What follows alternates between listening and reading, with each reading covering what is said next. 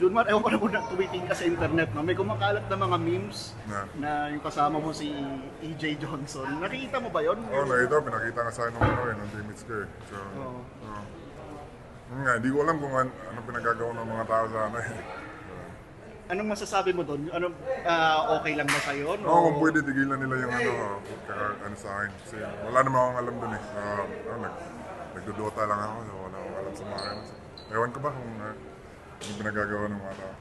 Sa'yo ba yung sa'yo ba yung statement na lumabas na nagdodota lang ako? Oo, ako yun. Ikaw talaga yun. Oo.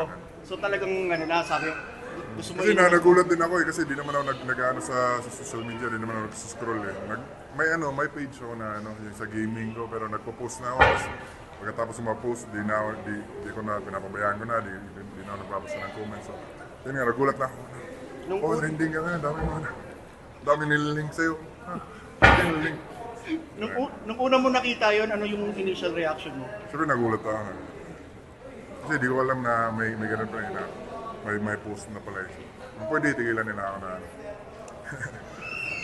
Junmar, pero sabihin natin kung hindi fake, anong masasabi mo if ever may anak na yung NBA legend na umahanga sa'yo? Kahit hindi anak ni Magic Johnson, anak ng kahit sinong mang NBA legend, ano yung mapipil mo kung totoo yung may umahanga sa'yo na gano'n? Hanga lang, thankful ako na pero iba yung eh. So, Iba yung gawa. yeah. Thank you, Junmar. Thank you.